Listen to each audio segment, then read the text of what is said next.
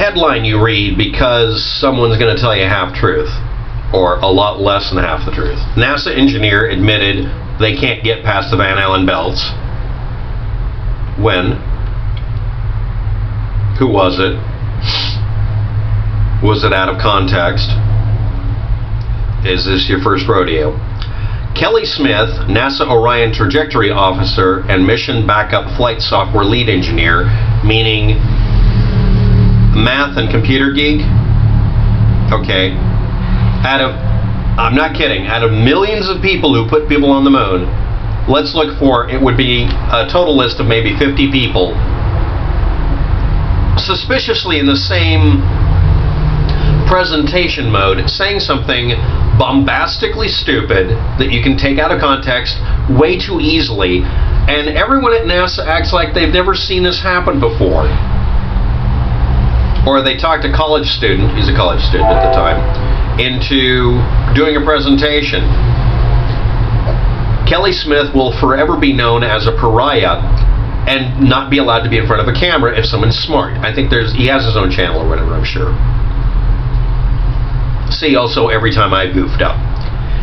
This individual human, who is not a rocket scientist at all, he's not a rocket scientist, at the time especially, and maybe he is now, said radiation like this could harm the guidance systems.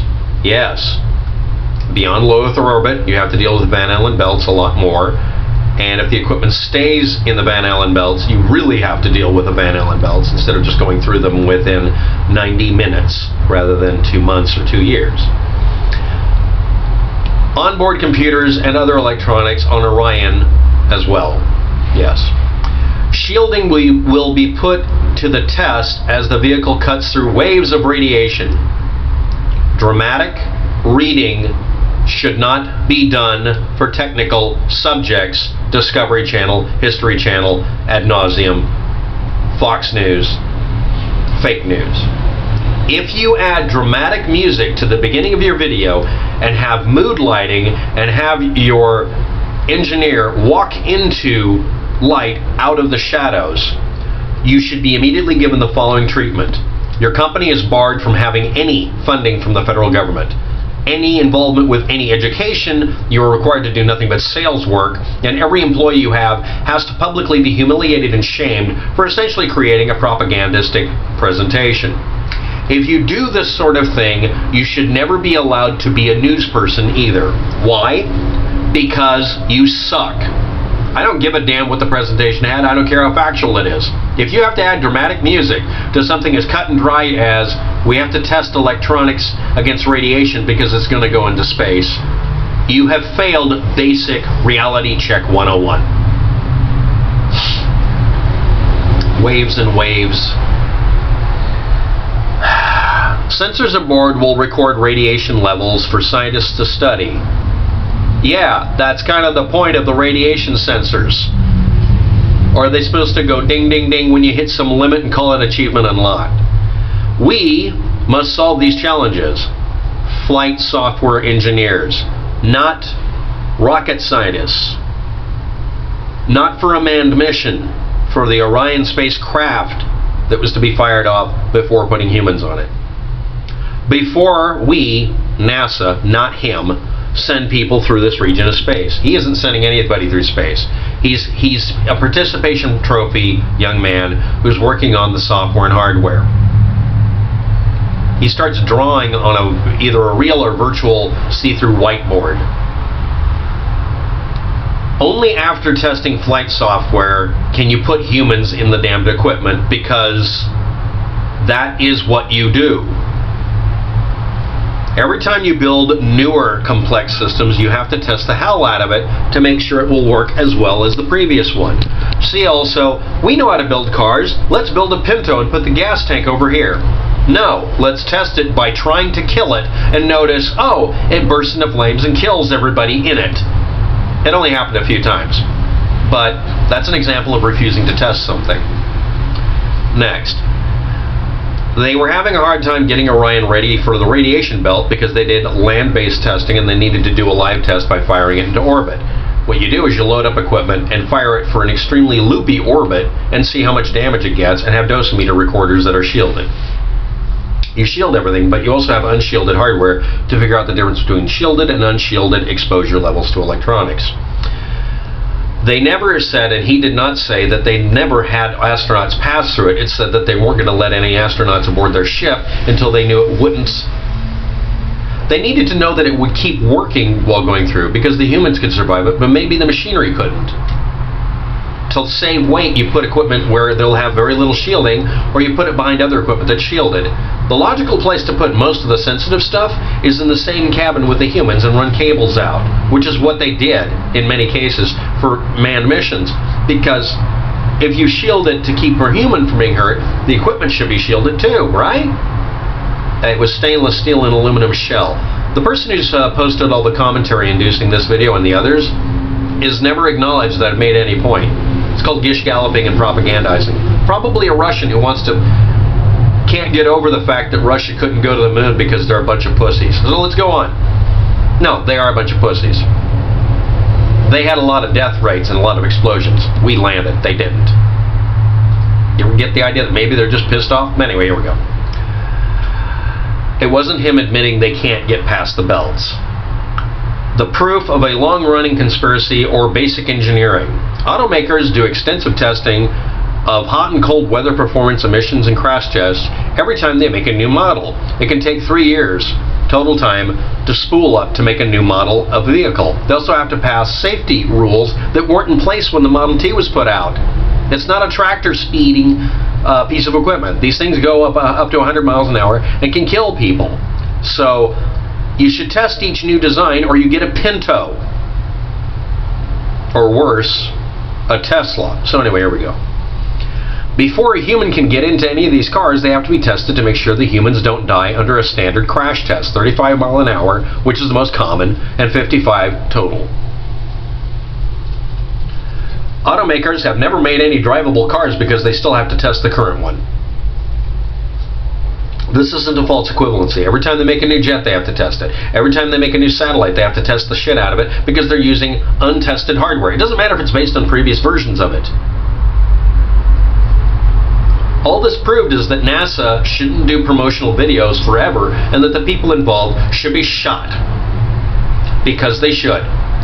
Every time NASA tries to do a presentation, like a corporate presentation, this is my biggest pet peeve with being a technician. Dealing with salespeople who get hired as bosses. You fire them on sight. Out of a cannon. At the dirt. They don't deserve the loftiness. Don Pettit, we can't go back to the moon. Okay, let's take this out of context, or worse, in context. I'd go to the moon in a nanosecond. But the problem is that we no longer have that technology to do that anymore. Too many that's. We used to have that. I'm going to stick in some that's for fun. But we destroyed that, and it's a painful process to build that back again. Going to Mars should be the next series of steps that we will take. That last part kind of contradicts the idea that we never land on the damn moon. At the time when John Pettit was in space, as a NASA ISS astronaut, and even during this video, and maybe even today, it depends on when you're looking at the video, no space agency had a current heavy-lifting super rocket that could put a manned capsule on the moon because we weren't doing it anymore. We stayed within low Earth orbit because there's money in that. You can't make money mining the moon. There's nothing to mine. You can't land there and live there and use it as a space station because it's worthless. It's an extra high orbit for no good reason. You don't need it to do geostationary orbit stuff. You don't need it. A radar relay point? Yeah. A jumping off point for interplanetary exploration with humans? Great. But it's worthless otherwise, and we're not doing interplanetary experiments because it takes 7 years to get to Jupiter, and you're going to die before you get there because you'll run out of food, or a disease will get loose in the cabin and you'll die from that. It's not space germs that you got to worry about. It's a head cold. A head cold can kill you in space because you don't have draining sinuses. There's no gravity. Wah. No, it's not buoyancy. Shut up. Long-term consistent funding for this activity, of course, did happen once. That was called the rocket program using the Saturn V rocket and the moon landings. Once there was no longer long-term funding, once we had proven we could get there and just sat and waited for the Russians to just sort of eat their... They don't eat crow, they eat dead pig. There was no reason to fund it anymore. Also, by landing there, they found out it was not practical to use it as a military base. Can I say military base one more freaking time to drive it through your thick skulls? No, I'm not talking to normal people. I'm talking to the idiots. No, we didn't land on the moon for some scientific achievement. No, we landed there to prove we got a bigger Wang missile than the Russians, and we were able to get away with it, which means we could do super intercontinental ballistic missiles, where we could just land them on the moon and launch. Yeah, one of the ideas was to actually put weapons on the moon and then leave them there to launch back at the Earth. Kinetic weapons. Rods of God? No, we would never do that. Of course not. We weren't militaristic assholes or anything like that at all. People can believe we arranged an attack on the United States just to invade another country for no goddamn reason, but you can't believe that we landed on the moon to leave nukes on it.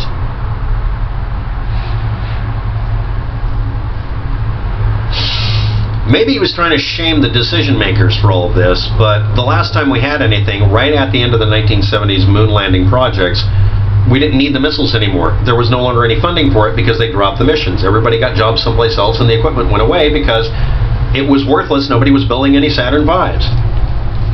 And how long did it take to build up to it, and how much money, and how many people? Now you have to have 1 million people, literally 1 million people, get involved in your new conspiracy theory you're going to claim is happening. Or just let Elon Musk do it and be done with it. Did someone ask him why they had to destroy that technology? They didn't. Isn't it similarly risky to send astronauts to an international space station? No, it's not, idiot, in the comment section on another website. Wouldn't it be more risky to dock to a space station? No, obviously it isn't, because you're not falling into the space station, you're orbiting the Earth with it. Falling into the moon is dangerous. They almost hit a boulder about the size of a Buick, or a house actually, and crashed. I don't know if anybody noticed that, but they were about to hit a big frickin' rock. They almost didn't make it. It would have been a live broadcast of a bunch of people dying. And there wasn't much of a tape delay. Compared to landing on the moon on a much larger surface area of the moon, it's still worse to land on the moon, because that surface area isn't completely smooth or prepared or man-made. It's covered with frickin' rocks and some mountains. NASA and the government would never allow the risk level tolerated during the Apollo era now because they wouldn't be allowed to. People need cards to get places they need to be. No one needs to be on the moon unless you're planting bombs on it. When the U.S. government stopped going, no one replaced the missiles to go there. They became intercontinental ballistic missiles or things to put things in low Earth orbit. The parameters for low Earth orbit are different than landing on the moon. You have to do different methods, that's all. We can still do it, it's just expensive. Should we just start cranking out Model Ts tomorrow? Did we destroy those factories and machinery? Was there a conspiracy to cover it up? When you develop a new car, it's 90% of the same as the older car. When you develop a new kind of airplane, it's 90% of the same as the one before. Why wouldn't you just reuse the old model? Then it wouldn't be a new machine. If I give you the blueprints for a Saturn V rocket, a flying skyscraper, go ahead and build one in a nanosecond. Prove that this is so easy to do. Or admit that it just requires that you have a lot more intelligence than you obviously show in the comment section, and it requires an ass ton of money that you don't have. Literally millions of people participated in doing these moonshots. You're spitting on their graves in some cases. Thanks for watching. Have a good day. Good luck with it.